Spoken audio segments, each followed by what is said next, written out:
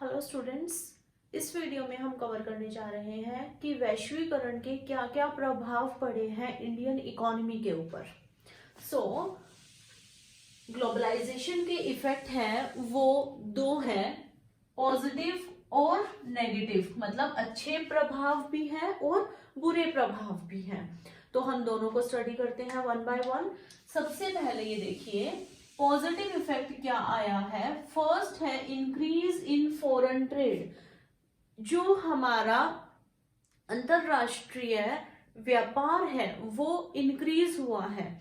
वो इंक्रीज कैसे हुआ है, हमने देखो पहले वाली वीडियो में क्या किया था कि क्या क्या मेजर्स हैं जिनसे हम ग्लोबलाइज कर सकते हैं अपनी कंपनी को। तो वहां पर हमने कहा था कि हमने टैरिफ नॉन टैरिफ बैरियर्स को खत्म कर दिया है और ग्लोबलाइजेशन के लिए हम प्रेरित करते हैं अपनी कंपनीज को।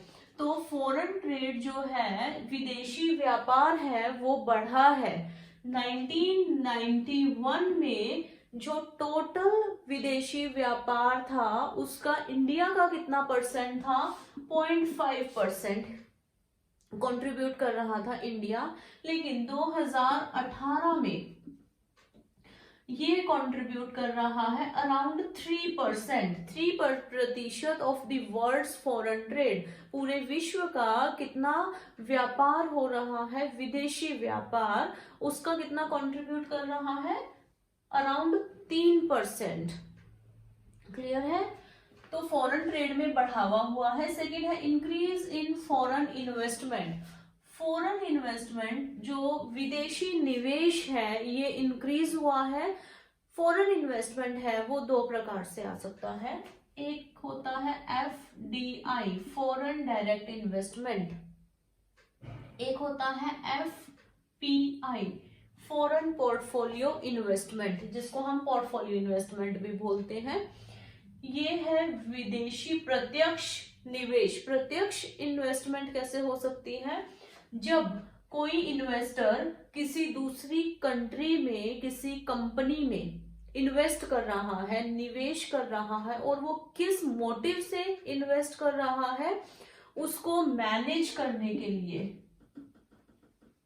मैनेज करना है, ओनर तो वो बनेगा ही बनेगा, क्योंकि जब कोई पर्सन किसी कंपनी के शेयर्स खरीदता है तो वो ओनर बन जाता है उस कंपनी का। लेकिन हम ये पढ़ते हैं कि मैनेजमेंट और ओनरशिप दोनों अलग अलग हैं। FDI का क्या मोटिव होता है, उस कंपनी को मैनेज करना, उसका नियंत्रण अपने हाथ में लेकर आना। तो FDI है ये 100% भी हो जाती है कई बार, कि सारा का सारा जो पैसा है वो विदेशी लोगों का लगा हुआ है, दैट इज FDI। तो सारा का सारा इन्वेस्टमेंट है वो बाहर के लोगों का है। और FDI का मेन मोटिव क्या होता है, ओनरशिप के साथ साथ मैनेजमेंट में भी अपना रोल प्ले करना। जो फॉरेन डायरेक्ट इन्वेस्टमेंट, इसकी डेफिनेशन दी गई है, इसमें यह है कि अगर किसी पर्सन के पास 10% से ज्यादा शेयर्स है किसी कंपनी के तो वो FDI कहलाएगी। अगर एक पर्सन जापान में है और वो इंडिया में किसी कंपनी में पैसा लगा रहा है और उसका जो शेयर है वो सपोज 15% है उस कंपनी में, तो ये भी FDI होगी। क्लियर है।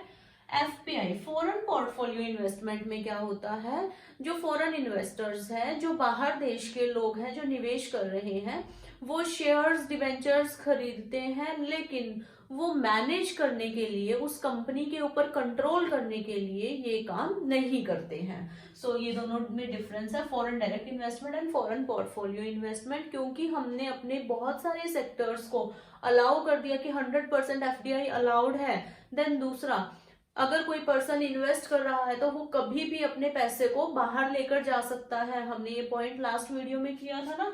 तो इसकी वजह से फॉरेन इन्वेस्टमेंट इंडिया में इंक्रीज हुई है। बाहर देशों से लोगों ने बहुत ज्यादा इन्वेस्ट किया है इंडिया में। नेक्स्ट आता है फॉरेन कोलैबोरेशन। जो फॉरेन कंट्रीज में जो कंपनीज हैं उनके साथ हमारा समझौता हुआ है, उनके साथ हमने कोलैबोरेट करके काम किया, इकट्ठे होकर काम किया है। फॉरेन कोलैबोरेशन किस किस तरीके से हो सकता है? दो तरीके से हो सकता है। एक तो पैसों के लिए, फाइनेंशियल टर्म्स में हो सकता है, और दूसरा टेक्नोलॉजिकल या टेक्निकल। फाइनेंशियल कोलैबोरेशन में क्या होता है कि दूसरे देश की कंपनी, सपोज हम यही करते हैं, जो जापान की कोई कंपनी है वो क्या करती है, इंडिया में पैसा लगाती है, फाइनेंस लगाती है, और उसके साथ इंडियन को जो कंपनी है उसके साथ कोलैबोरेट हो जाती है, उसके साथ एकजुट होकर काम करने लग जाती है जब वो अपना पैसा लगा रही है, तो दैट इज फाइनेंशियल कोलैबोरेशन। अगर ये कंपनी इंडियन कंपनी को कोई लेटेस्ट टेक्नोलॉजी देकर उसके साथ काम कर रही है तो वो होगा टेक्नोलॉजिकल कोलैबोरेशन। नेक्स्ट आता है increase in foreign exchange reserve. Foreign exchange reserve increase हो गए हैं क्योंकि हमारी एक्सपोर्ट्स बढ़ गए हैं, इंडिया से एक्सपोर्ट्स बढ़ गए हैं, जिसकी वजह से हम जो अर्न कर रहे हैं फॉरेन एक्सचेंज, उससे उनका जो रिजर्व है, जो हमारा रिजर्व होता है वो इंक्रीज हो गया है। जैसे कि अलग अलग देशों में अगर अलग अलग करेंसीज का जो रिजर्व है वो इंक्रीज हो गया है। तो फोर्थ पॉइंट ये है। फिफ्थ पॉइंट है एक्सपेंशन ऑफ मार्केट। पहले जो कंपनी है, इंडिया की कंपनी है, वो सिर्फ इंडिया में काम कर रही थी। अब क्या है, जो बाजार है वो एक्सपैंड हो गया है, वो बड़ा हो गया है उसके लिए, अब वो ऑल ओवर वर्ल्ड अपने प्रोडक्ट्स को बेच रही है, तो बाजार है उसके लिए बहुत इंक्रीज हो गया है, एक्सपैंड हो गया है, जिसकी वजह से उसके जो प्रोडक्ट है उसके सेल होने की जो संभावना है वो भी बहुत ज्यादा इंक्रीज हो गई है। नेक्स्ट आती है टेक्नोलॉजिकल डेवलपमेंट। हमने हमेशा यही चीज पढ़ी है कि एडवांस्ड नेशंस है या जो डेवलप्ड कंट्रीज है वहां से हम टेक्नोलॉजी को लेकर आते हैं।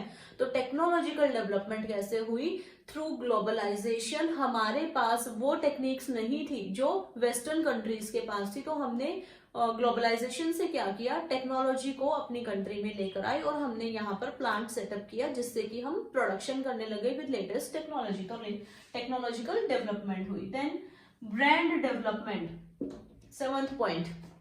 जो ब्रांड्स हैं जैसे कि एप्पल, सैमसंग, एलजी, ये बाहर के ब्रांड्स हैं, लेकिन ये इंडिया में बहुत ज्यादा पॉपुलर हो गए हैं। क्यों? क्योंकि ये इंडिया में आए हैं और लोग अब ब्रांडेड प्रोडक्ट्स खरीदना ज्यादा पसंद करते हैं। वो थोड़े से पैसे ज्यादा लगाकर वो क्या प्रेफर करते हैं कि हमें ब्रांडेड प्रोडक्ट्स चाहिए। लोगों की जो चॉइसेस है वो बढ़ गई है। तो इस तरीके से जो ब्रांड है, ब्रांड की डेवलपमेंट हो गई, ब्रांड बढ़ गया है, लोगों में अवेयरनेस आ गई है कि हाँ ये ब्रांडेड प्रोडक्ट है और ये लोकल प्रोडक्ट है। नेक्स्ट है डेवलपमेंट ऑफ कैपिटल मार्केट। जो पूंजी मार्केट है, पूंजी बाजार की डेवलपमेंट हुई है। क्यों? क्योंकि हमें अब क्या क्या चीजें करनी है, हमें अपने लोगों की इन्वेस्टमेंट भी लेनी है और हमें विदेशी जो लोग हैं, विदेशी जो निवेशक है, उनकी इन्वेस्टमेंट को भी अट्रैक्ट करना है। तो एक ऑर्गेनाइज्ड कैपिटल मार्केट है हमारी जिसकी डेवलपमेंट हुई है। Then ninth, development of service sector. Service sector में हम वो सारी सेवाओं की बात करेंगे जैसे कि कम्युनिकेशन, जिससे हम एक दूसरे से कम्युनिकेट कर पाते हैं। वो फोन की सर्विसेज भी हो सकती है, वो हमारा इंटरनेट भी हो सकता है, ईमेल्स भी हो सकती है। देन ट्रांसपोर्टेशन, जो एक जगह से दूसरी जगह सामान को मूव करने में हेल्प करता है। वेयर हाउसिंग, जो हम स्टोर करते हैं अपने सामान को। देन जो बैंकिंग फैसिलिटीज है, उसके बाद इंश्योरेंस फैसिलिटीज है, इन सब की भी डेवलपमेंट हुई है। किस चीज के कारण? ग्लोबलाइजेशन के कारण। अब हमारे जो बैंक्स हैं, इंडियन बेस्ड बैंक्स हैं, वो अच्छी सर्विसेज प्रोवाइड करना चाहते हैं। क्यों? क्योंकि वो compete कर रहे हैं विद जो वेस्टर्न कंट्रीज के या जो एडवांस्ड नेशन के बैंक्स हैं उनके साथ। इसी तरीके से ट्रांसपोर्टेशन, हमारी वेयर हाउसिंग, हमारे इंश्योरेंस फैसिलिटीज, सभी ओवरऑल हम ये बोल सकते हैं कि सर्विस सेक्टर में इंप्रूवमेंट हुई है। नेक्स्ट आता है इंक्रीज इन एम्प्लॉयमेंट। अब एमएनसीज जो है, मल्टीनेशनल कंपनीज है, वो इंडिया में आकर अपना प्लांट लगा रही है, तो रोजगार किसे मिलेगा? इंडियन पॉपुलेशन को। तो बहुत सारी जो फॉरेन बेस्ड कंपनीज है वो इंडिया में आई, उन्होंने फॉरेन डायरेक्ट इन्वेस्टमेंट किया, उन्होंने अपने प्लांट्स यहाँ पर सेटअप किए, और जिसकी वजह से हमारे लोगों को, इंडिया के लोगों को रोजगार प्राप्त हुआ। नेक्स्ट है reduction in brain drain. Brain drain हमने पहले भी डिस्कस किया हुआ है, जिसको नहीं पता इस चीज का मतलब, ब्रेन ड्रेन का मतलब हम दोबारा से डिस्कस कर लेते हैं। ब्रेन ड्रेन क्या होता है? जो टैलेंटेड लोग होते हैं, जो हाईली क्वालिफाइड लोग होते हैं, वो लोग क्या चाहते हैं कि हमें पैकेज अच्छा मिल रहा है, सपोज कनाडा में, तो वो क्या करते हैं, इंडिया से पढ़े, इंडिया में बड़े, इंडिया में हुए, लेकिन वो पैसा कमाने के लिए कहाँ चले गए? कनाडा में चले गए, वो वहां के रिसोर्सेज बन गए हैं। तो ब्रेन ड्रेन कम हुआ है, उस प्रोसेस को हम ब्रेन ड्रेन बोलते हैं। तो ब्रेन ड्रेन कम हुआ है, क्यों? क्योंकि मल्टीनेशनल कंपनीज यहाँ पर आ गई, वो अच्छे सैलरी पैकेज दे रही है, वो अच्छी, उनको एम्प्लॉयमेंट कंडीशंस बहुत बढ़िया दे रही है, उनको जो फैसिलिटीज बाहर देशों में मिल रही थी वो अब इंडिया में मिलने लग गई, जिसकी वजह से ब्रेन ड्रेन कम हो गया, रिडक्शन हो गया। Then improvement in living standard, हमारा लिविंग स्टैंडर्ड बढ़ गया है। लिविंग स्टैंडर्ड कैसे बढ़ गया है? अब हमें उतने ही प्राइस पर, हमें बहुत सारी, एक तो हमारी चॉइसेस इंक्रीज हो गई है, हमारी, हम चूज कर सकते हैं, सपोज मुझे अब एक, सपोज बॉडी लोशन चाहिए, तो बॉडी लोशन लेने अगर मैं मार्केट में जा रही हूँ तो मेरे पास बहुत सारी चॉइस है, मेरे पास 10-12 प्रोडक्ट्स ऐसे हैं अलग अलग कंपनीज के, जिनमें से मैं कोई चूज कर सकती हूँ, और उन कंपनीज में भी फर्दर मेरे पास और ऑप्शंस हैं। ठीक है, तो हमारी चॉइसेस बढ़ गई है। चॉइसेस कैसे बढ़ी? जब मल्टीनेशनल कंपनीज या बाहर की जो कंपनीज हैं उन्होंने अपने प्रोडक्ट को दूसरी कंट्रीज में सेल करना शुरू किया, जिसकी वजह से कंपटीशन बढ़ा। कंपटीशन बढ़ने से अल्टीमेटली फायदा किसको हुआ? कंज्यूमर्स को फायदा हुआ, जो उपभोक्ता है उसको फायदा हुआ है, क्योंकि अब उसके पास वैरायटी है, वो कोई भी प्रोडक्ट चूज कर सकता है, और वो ऐसा प्रोडक्ट उसको मिल रहा है जो कि उनके रेट ऑलमोस्ट से सेम है, ऑलमोस्ट सेम रेट है, और वो चूज कर सकता है अपनी पसंद का कोई प्रोडक्ट। अब उसको ब्रांडेड प्रोडक्ट्स अवेलेबल है, इसलिए जो लिविंग स्टैंडर्ड है वो भी इम्प्रूव हो गया है। जैसे कि अब ब्रांडेड जूस आने लग गए हैं, ब्रांडेड कपड़े, ब्रांडेड मोबाइल फोन्स, हम कोई भी चीज की अगर बात करें तो हर चीज के साथ आज के टाइम में ब्रांड एसोसिएट हो गया, ब्रांड जुड़ गया है, तो हमारा लिविंग स्टैंडर्ड इंक्रीज हो गया, क्योंकि अब हम अच्छी क्वालिटी के गुड्स को यूज कर रहे हैं। सो ये सारे फायदे हैं ग्लोबलाइजेशन के।